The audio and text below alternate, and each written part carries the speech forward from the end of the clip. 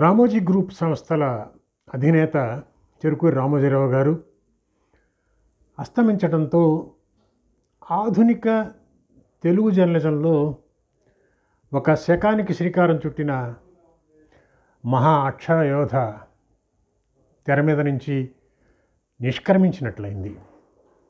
1974లో August 10వ తారీఖున విశాఖపట్నం కేంద్రంగా ఆయన ఈనాడుని ప్రారంభించారు.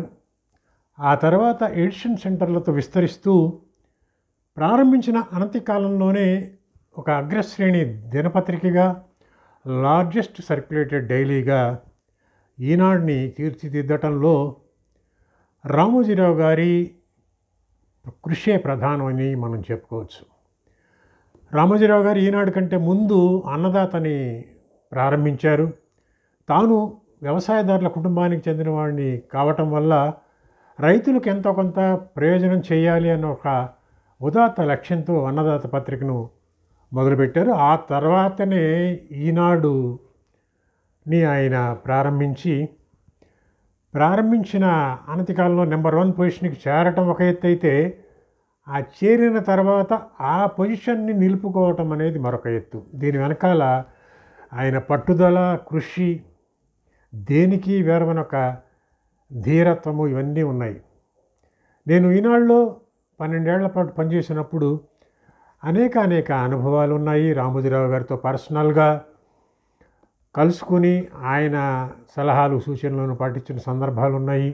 ఆయన వ్యక్తిత్వంలోని మంచి చెడులని చాలా క్లోజ్గా అబ్జర్వ్ చేసేటువంటి అవకాశం కూడా దొరికింది. ఒక ఎడిటోరియల్ మీటింగ్లో ఆయన ఒక మాట అన్నారు. ఈనాడు పైన ఉన్న ఆ tag line, the largest circulated daily అన్న ట్యాగ్ లైను నా బొందిలో ప్రాణం ఉన్నంత వరకు అలా కంటిన్యూ అవ్వాల్సిందే. బొందిలో ప్రాణం ఉన్నంత వరకు ఆ ట్యాగ్ లైన్ పోవటానికి నేను ససేమిరా అంగీకరించను అని చెప్పి ఆ మీటింగ్లో ప్రకటించారు. దానికి తగ్గట్టుగానే ఆయన ఆ తర్వాత ఉదయం, వార్త, సాక్షి లాంటి పత్రికలు గట్టి పోటీనిచ్చాయి ఈనాడుకి. ఒక దశలో ఈనాడు సర్క్యులేషన్ని అధిగమించి అవి దాటిపోతాయేమో అనుకున్నప్పటికీ కూడా రామోజీరావు గారి ఆ నైపుణ్యం అనండి, మార్కెటింగ్ టెక్నిక్స్ కావచ్చు, సంకల్ప బలం వల్ల చివరి వరకు కూడా ఇప్పటికీ ఈ క్షణానికి ఈ రోజు వరకు కూడా ఈనాడు పోటీని తట్టుకు నిలబడి లార్జెస్ట్ సర్క్యులేటెడ్ డైలీగా అది కొనసాగటం అనేది మనం చెప్పుకోదగ్గ విశేషము. మరొకటి ఏమిటంటే, అప్పటిదాకా చాలా నిద్రాణంగా నిస్తేజంగా ఉన్న ఒక సంప్రదాయ జర్నలిజానికి ఒక వడిని, వేగాన్ని అందించి ఉరకలు పెట్టించినటువంటి ఘనత కూడా ఆయనకే దక్కుతుంది. పత్రికా భాష, పేజీ డిజైన్, మార్కెటింగ్ టెక్నిక్స్ దగ్గర నుంచి ప్రతి దాంట్లో ఒక కొత్త పుంతలు తొక్కిస్తూ మిగతా పత్రికల కంటే ఒక భిన్నమైన నవనవోన్మేషంగా పత్రికని తీర్చిదిద్దటంలో రామోజీరావు పాత్రని మనం మెచ్చుకోవాలి. ఎడిటోరియల్ సిబ్బంది ఉన్నప్పటికీ కూడా ఆ ఎడిటోరియల్ సిబ్బందికి తగిన సూచనలు చెప్పటము, వాటిని అమలు చేసేట్టుగా ఆయన 24 గంటలు అదే పత్రిక మీద ధ్యాస పెట్టి, తనకి ఇతరత్ర వ్యాపారాలు అనేకం ఉన్నా కూడా ఈనాడికే ఆయన ఎక్కువ టైంని వెచ్చించేవారు.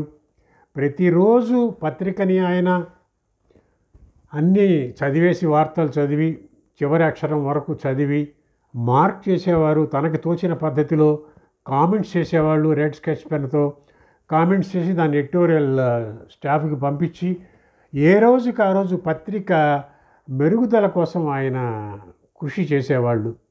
అలాగే ఒక ఇంటర్వ్యూలో ఆయన చెప్పారు, మీరు నేను ముసలివాళ్ళం కావచ్చు కానీ పత్రిక అనేది నవయమనంతో ఎప్పుడు యూత్ఫుల్గానే ఉండాలి అని ఆయన చెప్తూ ఉండేవారు. అంటే క్వాలిటీ అనేది, న్యూస్ పేపర్ అనేది ఒక కంటిన్యూస్ ప్రాసెస్గా క్వాలిటీని కాపాడుకోవాలి అని ఆయన పరితపించారు. ఆయన కొన్ని లక్షణాలు, వ్యక్తిగత లక్షణాలు జర్నలిస్టులు కనుక ఇంబైబ్ చేసుకుంటే ఎప్పటికప్పుడు ఆయన ప్రపంచంలో ఉన్న పత్రికారంగ పోకళ్ళని అధ్యయనం చేస్తూ వచ్చారు. పత్రికకి ఏం కావాలో, ఏ టైంకి ఏం కావాలో అని అన్నిటినీ సమకూరుస్తూ వచ్చినటువంటి, ఖర్చుకు వెనకాడకుండా తెలుగులో ఫ్యాక్సిమిలీ యంత్రాలను ప్రవేశపెట్టింది ఆయనే. అట్లాగే కొంత కలర్ ప్రింటింగ్ టెక్నాలజీలోకి ఆలస్యంగా అడుగు పెట్టినప్పటికీ అన్ని పేజీలను రంగుల్లో ముద్రించడం మొదలుపెట్టాక ఇక వెనుదిరిగి చూసుకోవటం అనేది ఉండదు. అట్లాగే జిల్లా అనుబంధాలను ప్రారంభించి వాటిని ఇప్పటికీ కూడా కంటిన్యూ చేస్తూ వస్తున్నారు. ఒక పనిని తలపెట్టిన తర్వాత, ఒక నిర్ణయం తీసుకున్న తర్వాత ఆ నిర్ణయం పర్యవసానాలకు వెరవకుండా దాన్ని కంటిన్యూ చేయటం అనేది మనం రామోజీరావు గారిలోనే మనం చూడగలుగుతాము. ఫస్ట్ జనరేషన్కి చెందినటువంటి రామోజీరావు గారు బ్రిక్ బై బ్రిక్ ఒక్కొక్క ఇన్స్టిట్యూషన్ని డెవలప్ చేసుకుంటూ ఒక మహా ఎంపైర్ని, రామోజీ గ్రూప్ అనేటువంటి ఒక ఎంపైర్ని ఆయన బిల్డ్ చేశారు. ఈనాడే కాకుండా ఆయన ఛత్రఛాయలో మార్గదర్శి అంతకుముందే స్టార్ట్ చేశారు. 2000 ఎకరాల్లో రామోజీ ఫిలిం సిటీ అనేది అంతర్జాతీయ స్థాయిలో ఒక గుర్తింపు పొందింది. ఫిలిం ప్రొడక్షన్ రంగంలోకి వచ్చారు. అట్లాగే డిజిటల్ ప్లాట్ఫామ్ స్టార్ట్ చేశారు, ఈటీవీ. ఇవన్నీ అన్నిటినీ కూడా పికిల్స్ ఎటువంటినే ఉన్నాయి, ప్రియా పికిల్స్. వీటన్నిటినీ తాను ముందుండి నడపటం అనేది, అన్నిటికీ ఒక వన్ మ్యాన్ ఆర్మీ లాగా ప్రతిదీ ఆలోచన ఆయనే చేశాడు. ప్రతి నిర్ణయము తనే తీసుకొని ఆ నిర్ణయాన్ని ఫుల్లెస్ట్ రేంజ్లో అమలు చేయటానికి సిబ్బందిని మోటివేట్ చేస్తూ వచ్చారు. నిజానికి రామోజీరావుకి ఉన్నటువంటి ఎనర్జీస్కి కానీ తెలివితేటలకు కానీ ఆయన ఇంకా అందుకోవాల్సిన హైట్స్ చాలా ఉన్నాయి జీవితంలో. కొన్ని ఇండస్ట్రీస్ వైపు ఆయన రాలేదు, పూర్తిగా ఇన్ఫర్మేషన్ రంగానికి ఆయన పరిమితం అయిపోయారు. ఎంటర్టైన్మెంట్ అండ్ ఇన్ఫర్మేషన్ రంగానికే పరిమితం అయ్యి అది కంటిన్యూ అయ్యారు తప్పితే ఒక సిమెంట్ పరిశ్రమ కావచ్చు, లేకపోతే స్టీల్ ఇండస్ట్రీసు, అట్లాంటి మ్యానుఫ్యాక్చరింగ్ సెక్టర్ వైపు ఆయన దృష్టి సారించలేకపోయారు. దృష్టి సారించే టైంకి ఆయన ఇతరత్ర బిజీ కావటం వల్ల వాటిల్లోనే పూర్తిగా నిమగ్నం కావటం అనేది ఒక రకంగా ఆయన కొన్ని రంగాలకే కన్ఫైన్ అయ్యారని చెప్పి మనం చెప్పుకోవచ్చు. రామోజీరావు గారిలో ప్రధానంగా మనం గమనించాల్సింది ఏంటంటే ఆయనలో పట్టుదల ఉంది, పరిశ్రమ ఉంది, ఏకాగ్రత ఉంది, ఆ నిర్భయత్వం కూడా ఉంది.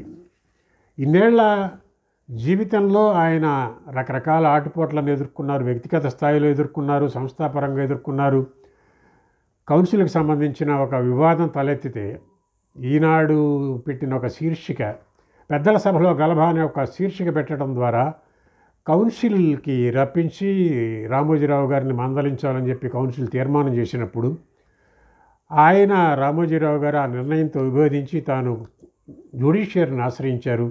అది చట్టసభల గొప్ప లేకపోతే న్యాయస్థానాలు గొప్ప అనే ఒక జాతీయ స్థాయి చర్చకి అది లేవనెత్తింది. చివరికి ఆయన తన పట్టుదల నెరవేర్చుకున్నాడు. ఎన్టీఆర్ వచ్చిన తర్వాత కౌన్సిల్ని రద్దు చేశారే కానీ తాను తలకాయ వంచి కౌన్సిల్కి వెళ్ళి బోన్లో నిలబడలేదు. అట్లాగే మార్గదర్శికి సంబంధించి కూడా పలు రకాల వివాదాలని ఆయన ఎదుర్కొన్నా కూడా తట్టుకు నిలబడ్డాడు. దాదాపు ఆయన ఈ నిండు జీవితము, పరిపూర్ణమైన జీవితం గడిపారని చెప్పి మనం చెప్పుకోవచ్చు. వ్యక్తిగత జీవితంలో కూడా ఆయన ఎంతో క్రమశిక్షణ పాటించేవాళ్ళు. ఒకప్పుడు బాగా తిండి పుష్టి ఉండేది రామోజీరావు గారికి.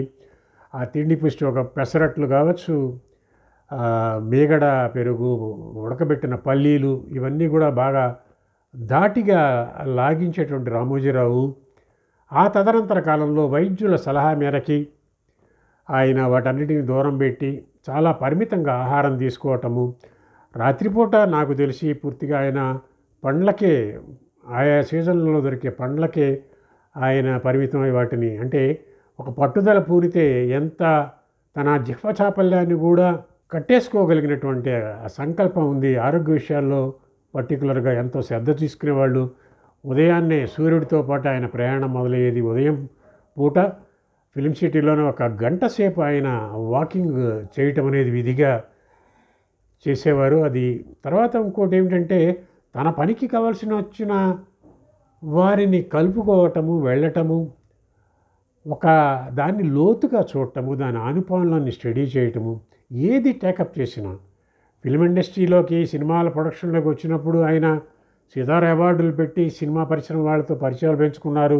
ఆ పరిచయాల ఆధారంగానే ఆయన సినీ పరిశ్రమ అనుభవాలను తెలుసుకున్న తర్వాతే ఆయన దాంట్లోకి దిగారు, వెనక్కి వెళ్ళలేదు. అట్లాగే ఫిలిం సిటీ నిర్మాణంలో కూడా ఎక్కడా రాజీ పడకుండా ఆయన దానికోసమే దాన్ని ఒక అద్వితీయమైనటువంటి దీన్నిగా ఫిలిం సిటీని తీర్చిదిద్దడంలో పర్యాటకుల్ని అది విశేషంగా ఆకర్షిస్తోంది అంటే దాని వెనకాల రామోజీరావు గారి కృషిని మనం చెప్పుకోవచ్చు.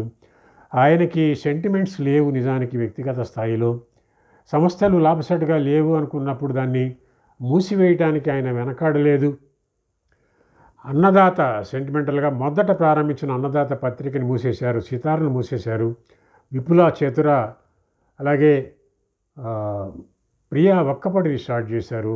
సోమా కూల్ డ్రింక్ని వాటిని కూడా క్లోజ్ చేశారు. అంటే లాభసాటి కాదనుకున్నప్పుడు, టోటల్గా అది గుదిబండ అవుతుంది అనుకున్నప్పుడు వాటిని మూసివేయడానికి కూడా ఆయన వెరవకుండా, ఏ రకమైన సెంటిమెంట్స్ లేకుండా ముందుకు వెళ్ళారు. అయితే వ్యక్తిగత స్థాయిలో ఒకటి అరా సెంటిమెంట్స్ ఉన్నాయి. ఆయన లక్కీ నెంబర్ 9కి ఆయన తన జీవితంలో ప్రాధాన్యం ఇచ్చేవారు. ఏ పని టేకప్ చేసినా 9 అంకెననే దృష్టిలో ఉండేది. అట్లా అని చెప్పి ఆయన ఏదో మూఢనమ్మకాలని ప్రోత్సహించారని చెప్పి అనుకోవడానికి లేదు.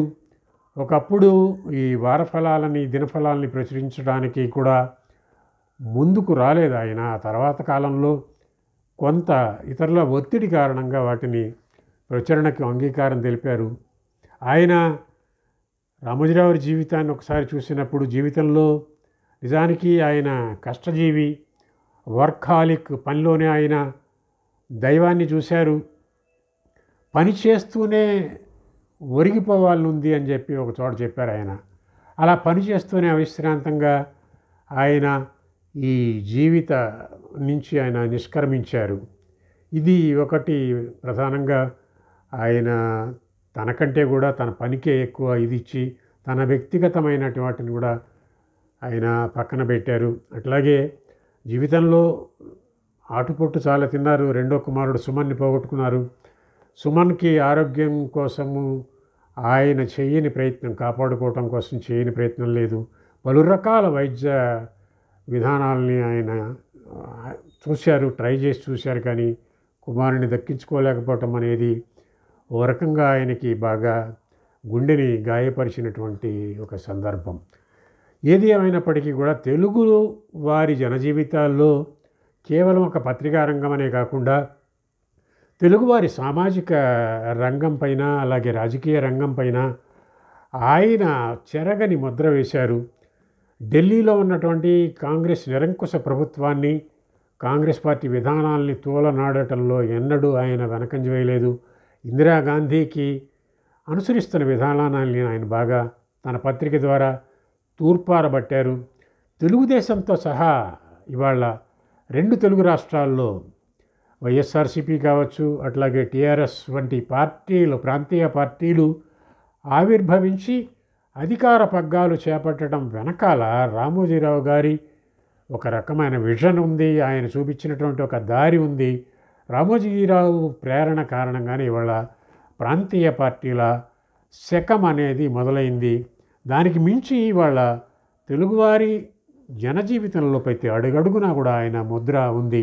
ఉదయం లేచిన దగ్గర నుంచి మీరు తినే టిఫిన్ ఏది, మీరు దాంట్లోకి వేసుకునే పచ్చడి దగ్గర నుంచి మీరు చూసే సినిమా, మీరు చూసే టీవీ కార్యక్రమం, అలాగే మీరు డబ్బు పొదుపు చేసుకుంటే దేంటో చేసుకోవాలి, ఆర్థిక విషయాల దగ్గర నుంచి మీరు ఎక్కడ ఏ స్థలం కొనాలి, ఎక్కడ ఏ చదువు, ఏ సంస్థలో చేరాలి అనేదాకా జనజీవితాల్లో ఆయన చాలా బలీయమైనటువంటి ముద్ర వేశారు. అది ఆయన భౌతికంగా మన మధ్య లేకపోవచ్చు, కానీ ఆయన తన సంస్థల ద్వారా, తాను ఇప్పటిదాకా నడిచి వచ్చిన దారుల ద్వారా కూడా ఒక చిరంజీవిగానే ఉంటూ ఉంటారు.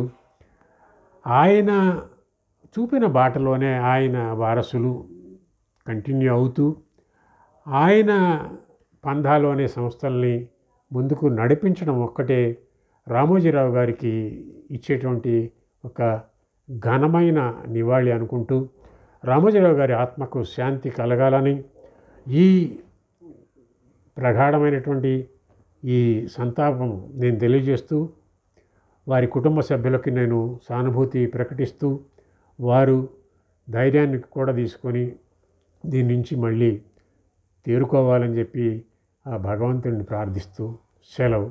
నమస్కారం.